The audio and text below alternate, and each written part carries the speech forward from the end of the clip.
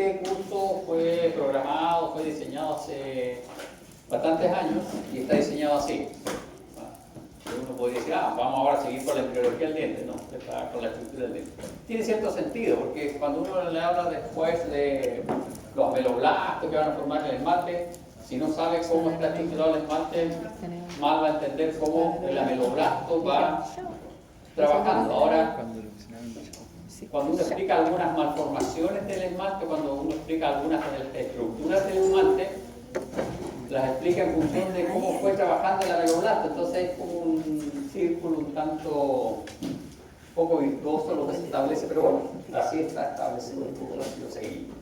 Bien, estructura dental, ¿qué es esmalte? Y volvemos a nuestro diente. Acá está su diente, la verdad que esto no refleja. No. Este dientecito hermoso está en su hueso alveolar, ¿se acuerdan? Hueso alveolar, de los procesos alveolares. Y tiene los ligamentos periodontales que acá no se ven, pero acá deberían haber estado dibujados. Ustedes si quieren se los dibujan acá. Son cuerdas de colágeno, colágeno de tipo 1, y tiene una distribución de esos ligamentos bien particular. No son cuerdas de colágeno distribuidas así al azar. Tiene una distribución que tiene que ver con la mecánica del diente. Y luego tenemos el diente propiamente tal, y vemos que nuestro diente está constituido por una pulpa acá. Tiene acá una dentina, está en amarillo, no es rosa, un color distinto del blanco que está acá. Y por fuera, acá, tiene una estructura que se llama cemento. ¿Ya? Y este cemento, ¿se fijan ustedes? Es una estructura que se encuentra solo en la raíz de nuestro diente. Desde la zona cervical o el cuello hacia arriba no hay cemento. ¿Ya? Y nosotros tenemos un cuello, ¿ya? Y tenemos una corona anatómica, que es toda la parte superior del diente que está revestida por esmalte. Pero tenemos una corona clínica que es la parte visible de nuestro diente. La diferencia entre corona clínica y corona anatómica está dada porque esta porción de tejido, que es parte de la encía, recubre esa zona. En esta encía hay una serie de epitelios que tenemos que revisar, que son distintos, y además hay una serie de fibras de tejido conjuntivo, colágeno tipo 1, que están anclando la encía a este borde del diente, a la zona del cuello del diente. Y aquí hay un epitelio bien especial que es el epitelio de unión, que es el epitelio que sella la unión entre la encía y nuestro diente, para que esto no quede comunicado hacia abajo, hacia la raíz. Cuando eso se altera, se produce una inflamación de todos estos tejidos, nosotros tenemos una gingivitis. ¿Ya? Bien. Lo que vemos nosotros de nuestro diente entonces es la punta del iceberg hacia abajo, está todo el iceberg. Y esta punta del iceberg es el esmalte. Y eso es lo que nosotros nos vamos a abocar a revisar. Ahora creo que son 2 o 3 clases de esmalte. 3. Vamos a revisar hoy día las generalidades. Esta es una clase de generalidades del esmalte, por lo tanto son puras letras. Son puros cuentos respecto del esmalte y de lo que vamos a tratar de ver del esmalte. La segunda y la tercera clase es más entretenida ya porque vamos a ver las unidades morfofuncionales del esmalte. Vamos a entrar a la histología propiamente tal, ¿no? A cómo está estructurado el esmalte, esta cosa dura, esta especie de hueso particular, como si uno lo mira desde el punto de vista de los procedimientos, como un hueso tal. Pero distinto, ¿ya? Me faltó un detalle. Si ustedes se fijan acá está nuestro esmalte, acá está la dentina, y la unión entre el esmalte y la dentina es una unión bien particular y se llama CAD, conexión amelodentinaria. ¿Ya?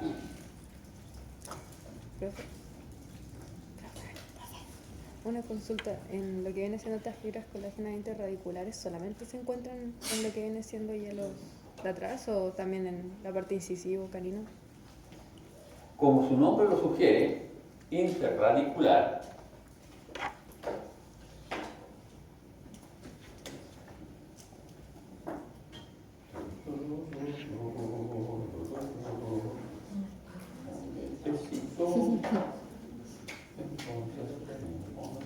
Póngale carita.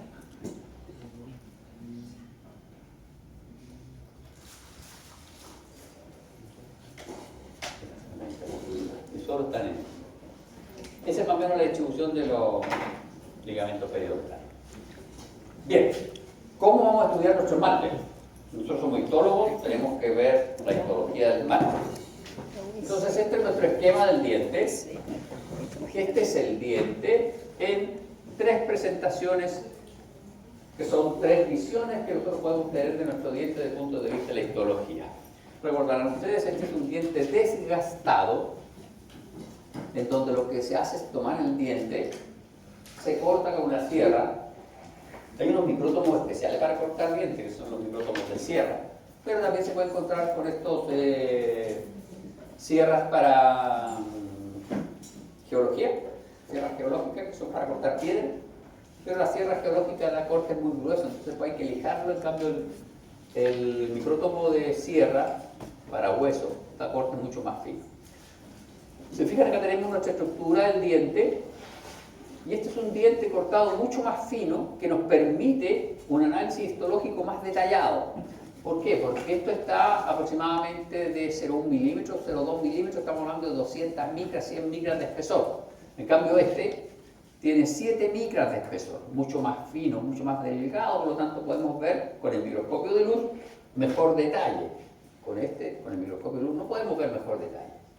Y este es análisis por microscopía electrónica de barrido, donde podemos ver gran detalle del diente. Sin embargo, para poder cortar nuestro diente en un micrótomo común y corriente, tenemos que desmineralizar el diente. Y se da la particularidad de que el esmalte es una estructura con un 99.9% de minerales. Por lo tanto, si uno desmineraliza el diente, pierde el esmalte. Se fijan, acá están estos asteriscos, acá están los asteriscos. Entonces, el esmalte, lamentablemente, por microscopía óptica, solo se puede analizar en cortes, ¿ya?, de diente desgastado, ¿ya?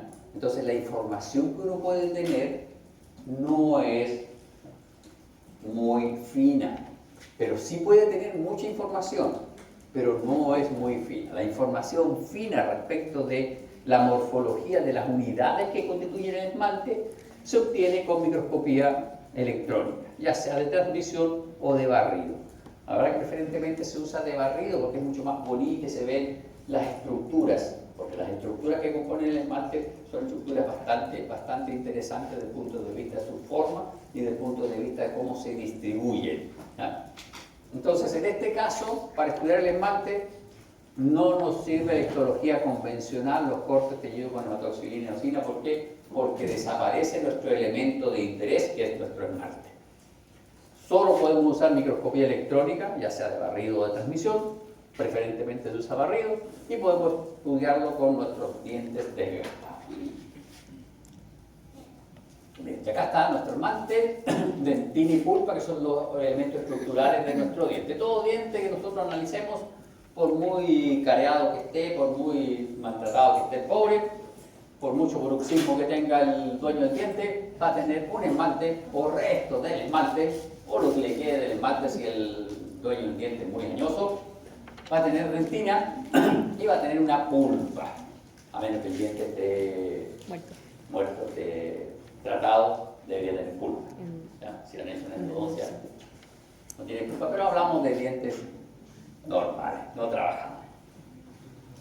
Bien, vamos a ver entonces la estructura del esmalte, y lo primero que vamos a ver hoy día son generalidades del esmalte.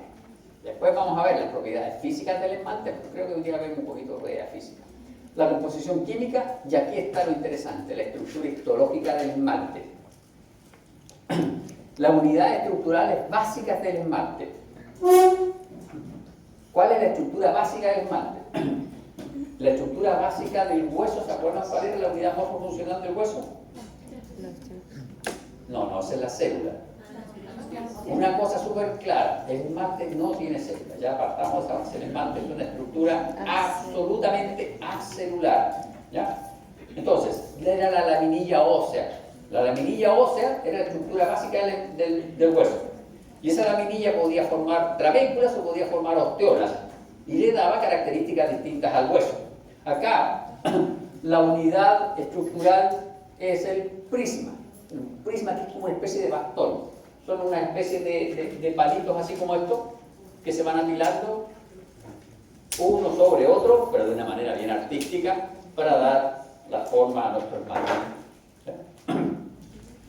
vamos a tener un esmalte prismático, que es el que tiene estos prismas, y vamos a tener un esmalte aprismático, donde estos prismas no están bien definidos. Es como cuando ustedes hacen un muro de ladrillos, y los ladrillos los pegan con cemento, y para que no se vean bien los ladrillos, los estucan un poquito. Eso vendría a ser el esmalte aprismático. Las unidades estructurales secundarias del esmalte. Resulta que si ustedes tienen un muro de ladrillos, ¿se fijan? Y nuestro muro de ladrillo lo vamos construyendo.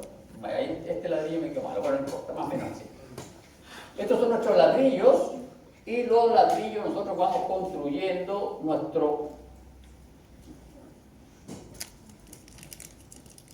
vamos construyendo esta estructura. Si se fijan ustedes, acá se va estableciendo un patrón, que es ese. Y ese patrón se puede repetir o se puede cambiar, y eso va a depender de cómo yo ordene mis ladrillos. Entonces, si yo lo cambio ahora, este patrón, y pongo, no sé, pongo los ladrillos aquí de nuevo, así. Se alteró ese patrón, ahora hay un patrón nuevo. Eso me puede dar a la vista, si yo miro desde lejos ese cerco, me da panoramas distintos, se ve distinto. Si yo construyo un muro de ladrillo y lo construyo así fome,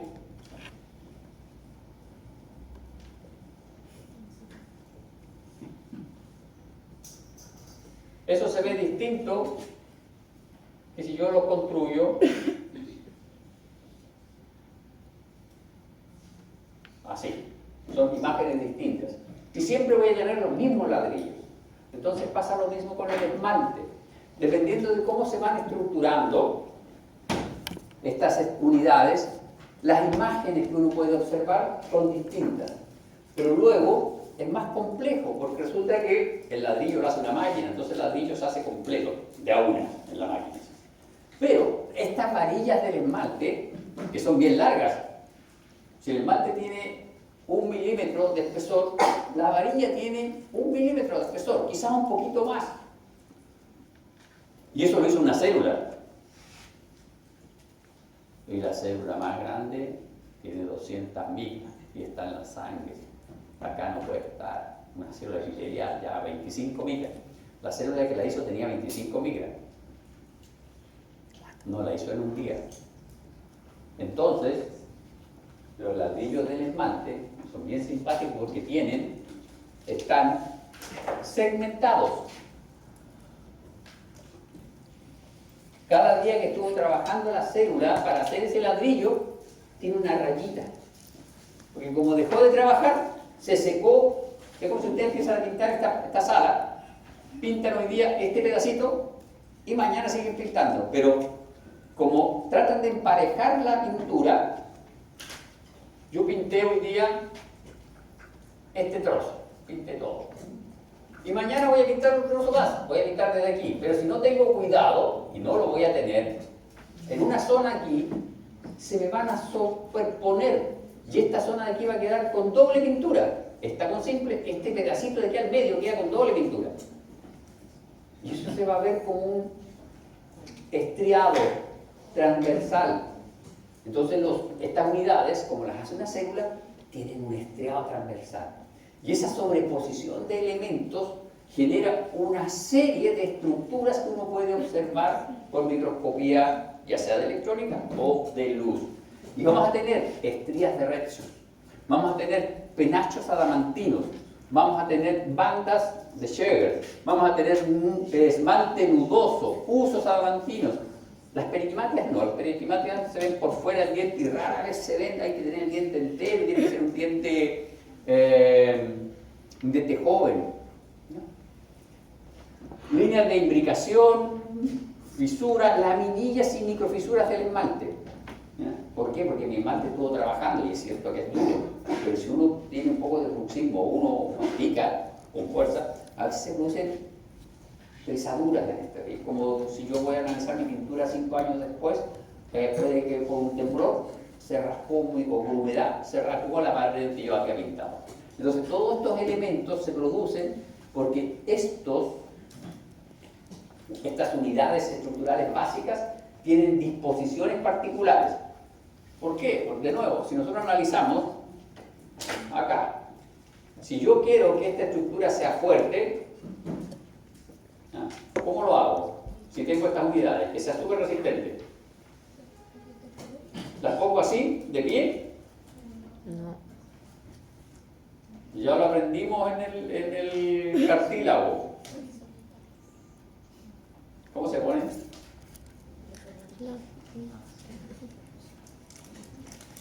Como un camión que tiene una rueda que está llena de aire logra soportar en su eje, que es un pedazo de fierro así, 50 toneladas,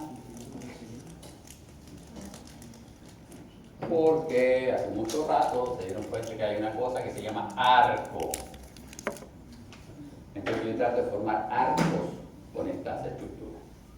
Y esos arcos me van a dar cosas como las estrellas de Redshift, por ejemplo. En fin, bien. Y finalmente nuestro esmalte tiene una cubierta superficial que es la botilla. Bien, vamos entonces con las generalidades de nuestro esmalte. Esta es la parte más aburrida de esta clase, porque hay que leer cosas. Yo les dije, alguna vez les dije que en las presentaciones, cuando uno hace una presentación, esto que sea pura letra es aburridísimo y no se debe hacer. Bueno, aquí tuve que incurrir en esto. No puede ser. Ya. Entonces, el esmalte, desde el punto de vista de la biología, deriva del órgano del esmalte. Y el órgano del esmalte se forma en las líneas dentarias. ¿Y las líneas dentarias qué cosa eran?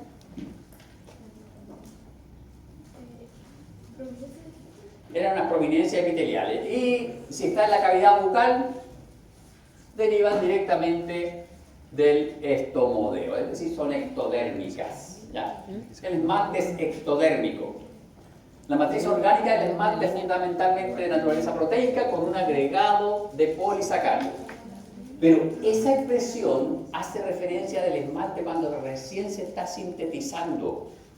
Porque luego, cuando el esmalte está maduro, vean lo orgánico, 0,3 a 1%. Y es por eso que cuando uno desmineraliza el esmalte desaparece. ¿Por qué? Porque el 96% es inorgánico. Son sales de calcio. ¿Ya? También llamado tejido adamantino o sustancia adamantina, el material que cubre la dentina en su porción coronal, superficie visible del diente. ¿Y quién cubre la dentina en su porción radicular? A ver si están atentos a la clase. El cemento. ¿Ya? El tejido más duro del organismo está estructurado en base a varillas, prismas o bastones ordenados, muy ordenados de una forma muy particular, ¿ya? Y muy mineralizados. ¿Ya? Hay muchas sales de calcio. La naturaleza del esmalte se debe a que presenta un 96% de materia inorgánica, microcristalina, un 3% de agua, casi nada de agua, y un 1% de matriz orgánica. Los cristales de hidroxiapatita, que son similares, pero no iguales a los del hueso, están constituidos por fosfato de calcio y representan el componente inorgánico principal del esmalte. No son iguales a los del hueso, son más grandes y desde el punto de vista de la bioquímica son un poquito distintos. Bien, los cristales de hidroxiapatita del esmalte están densamente empaquetados y son de mayor tamaño que en otros tejidos. Son mucho más grandes que el hueso y están mucho más empaquetados, eso para darle más resistencia. Si no, los canis vulgaris no podrían comer hueso. Se les rompería el diente porque tienen que tener un estructura mayor. Las células productoras del esmalte son los ameloblastos, los cuales, por crecimiento y aposición del esmalte,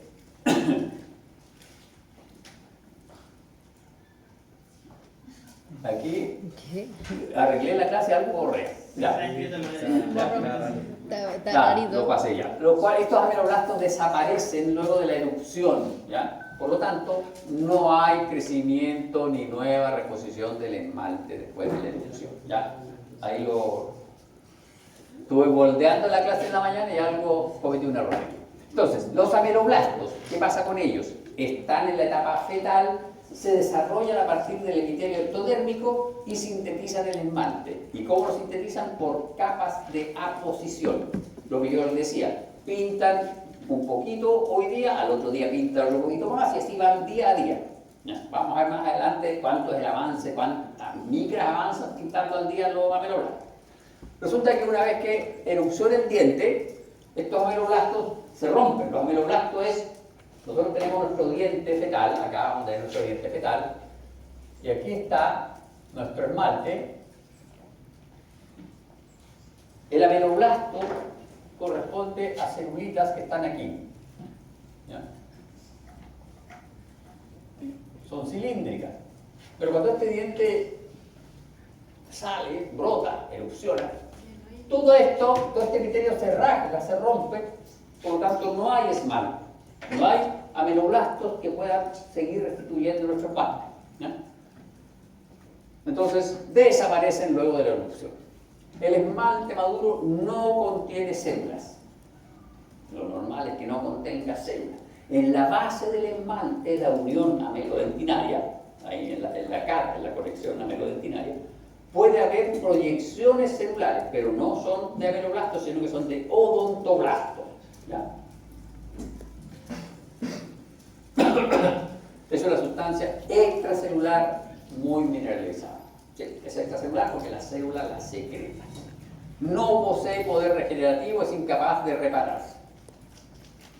¿Eso es bueno o es malo? ¿Malo para quién? Para nosotros. Para ustedes no. Bueno, para ustedes no es malo.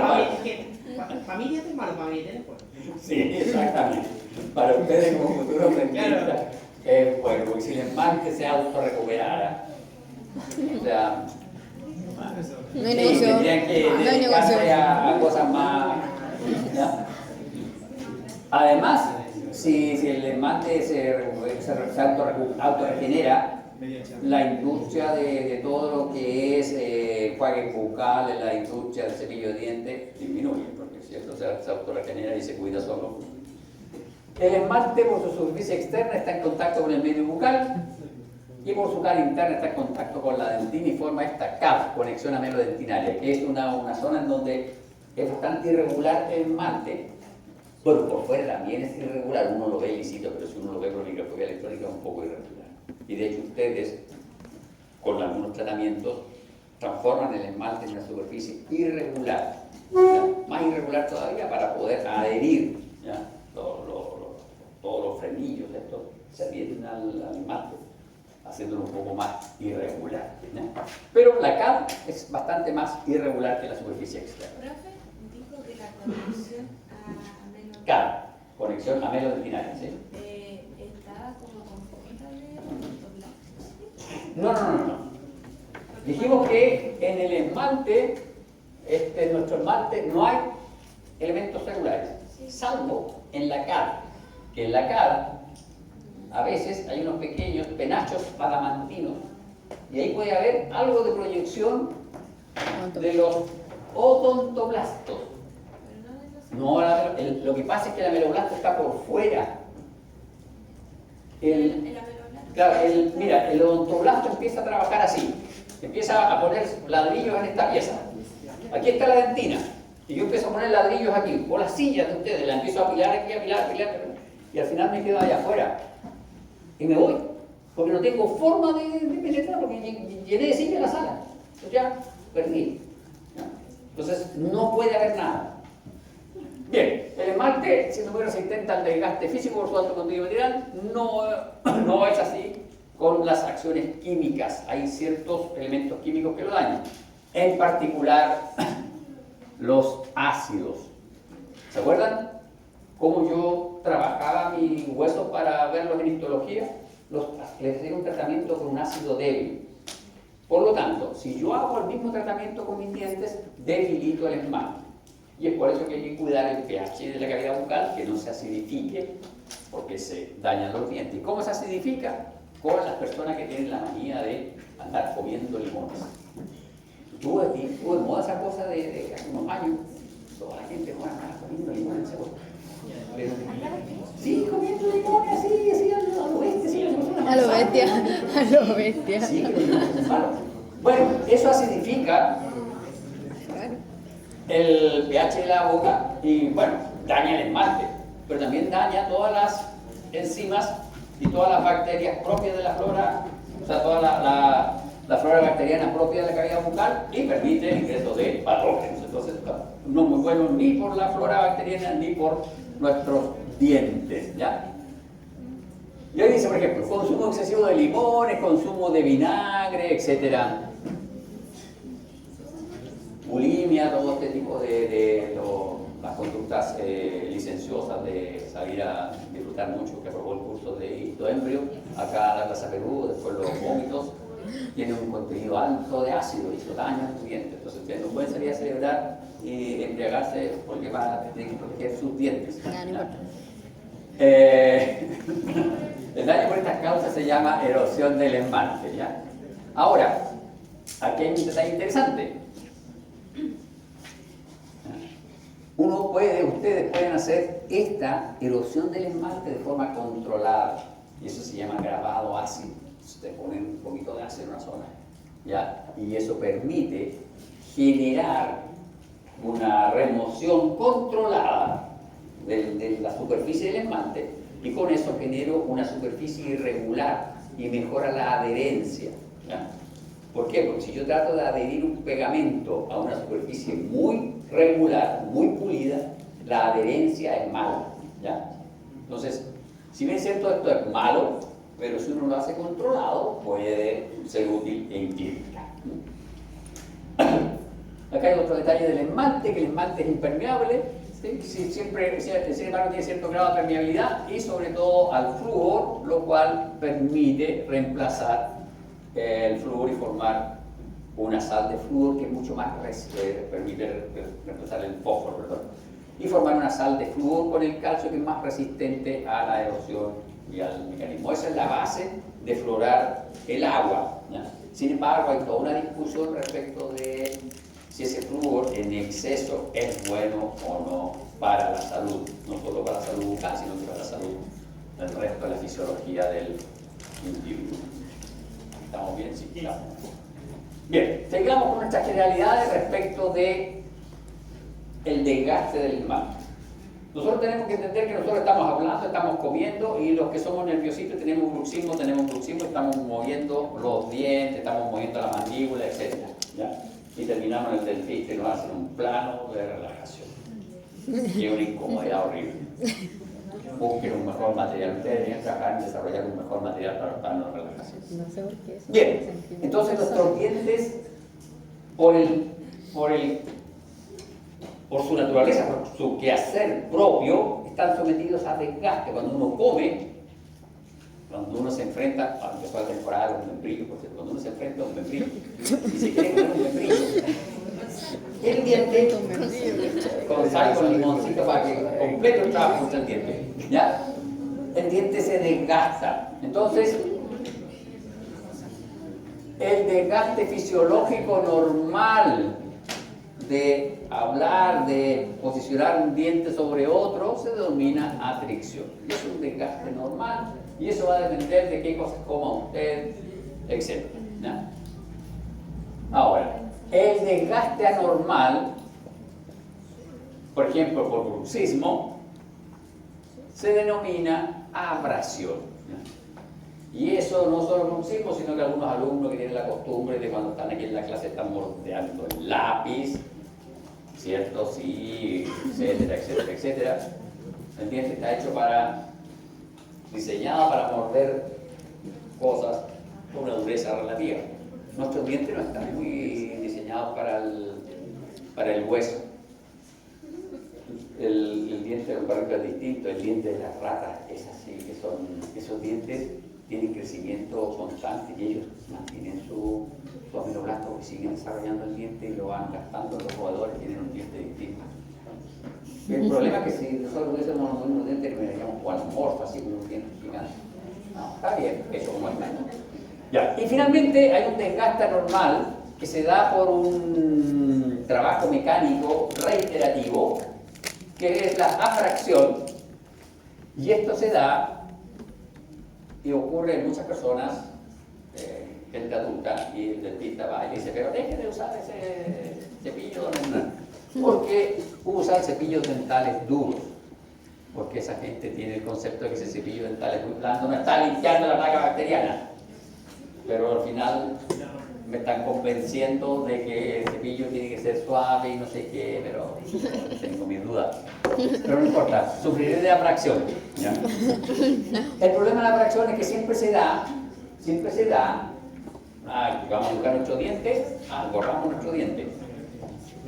El problema de la afracción es que generalmente nosotros vamos a buscar acá nuestro diente, así, ¿ya? Se da aquí. Este es el esmalte. La abracción, porque uno se cepilla el diente acá, generalmente es en esta zona. Y esa zona es la zona más delgadita del esmalte. Entonces esa es la complicación que tiene. Entonces por eso me convencieron de no usar cepillo duro. Sí, muy mal. Y acá tenemos un esquema de cómo es nuestro esmalte. ¿Se fijan? Este es un molar y tenemos la distribución del esmalte. Ustedes pueden ver que en las zonas más altas, las cúspides, nuestro esmalte puede llegar a 3 milímetros. Pero acá llega a escasos milímetros, poquito espacio. Acá también está esquematizada la dureza del esmalte, ¿ya? ¿Se fijan ahí? La dureza del esmalte. Esto está dado, estas zonas de aquí, si ustedes se fijan, tienen distinta coloración, porque como vamos a ver más adelante, en esas zonas se da una disposición particular, ¿ya?, de los bastones del esmalte, ¿ya? Aquí el esmalte está distribuido de forma distinta de cómo está distribuida ahí las unidades estructurales del esmalte. Si uno lo mira por microscopía, ve que hay formas distintas, ¿ya? Bien, el color del esmalte. Esto también está descrito, pero el color del esmalte también va, o de lo que uno observe como esmalte, va a cambiar también de los tipos de ingesta que tenga, ¿ya? Si uno toma mucho café igual se van ennegreciendo, pero se supone que el esmalte es de un color blanco o gris azulado, ¿ya? ¿Cómo gris azulado? Por lo que, pero además es translúcido, por lo tanto en todas las zonas en donde el esmalte esté muy delgadito, si el esmalte está muy delgadito, aquí se va a translucir la dentina, y la dentina es amarilla. Entonces el diente aquí en esta zona se va a ver bastante blanquito, grisáceo. Aquí se va a ver más amarillo, ¿no? Y eso es un indicador. Si yo veo todo mi diente amarillo, es un indicador de que mi esmalte se está adelgazando y estamos observando dentina. Bien.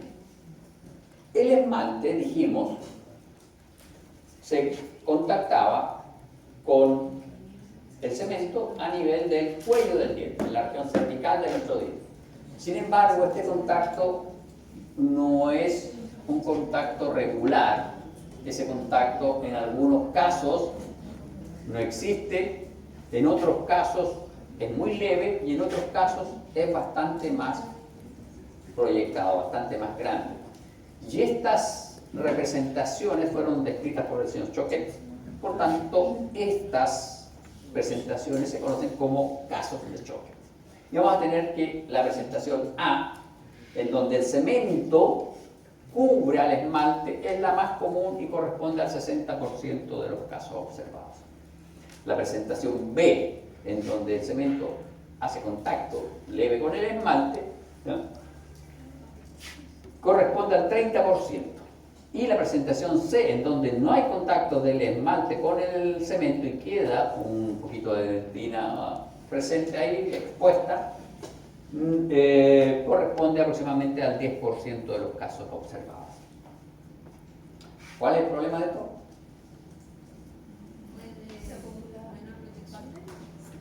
Tenemos menor protección. La dentina tiene proyecciones celulares. La dentina es más permeable porque tiene túbulos dentinarios, que son hoyos. La dentina, uno piensa el diente, debería ser sólido. Pero la dentina está llena de hoyos. Si nosotros dibujamos acá nuestra dentina, acá va a estar la pulpa. La dentina está llena de canalitos, canalículos, así hoyitos. No son tan rectos los hoyitos, yo lo estoy dibujando rectos ya. No son tan rectos. Entonces la dentina es más permeable. Entonces puede permear algo hacia la médula. Y si llega a la médula, puede llegar hacia el interior del diente, puede matarnos la raíz de nuestro diente, puede dañarnos nuestro diente. ¿Ya? El esmalte está acá afuera para proteger el diente. Entonces esta presentación de choque no es muy buena. Y acá está analizado esta unión, esta es la de tipo A. Y esto es análisis histológico con microscopía óptica de un diente desgastado. Y esta es la misma visión, pero por microscopía electrónica de barrido. ¿Se fijan ustedes? Acá está el cemento, y este es nuestro esmalte, y esta es nuestra dentina. Vemos cómo el cemento se sobrepasa el esmalte, acá está el esmalte, acá está el cemento, sobrepasa nuestro esmalte. Esta es la más recurrente, en donde hay mayor protección. Bien, nos vemos después.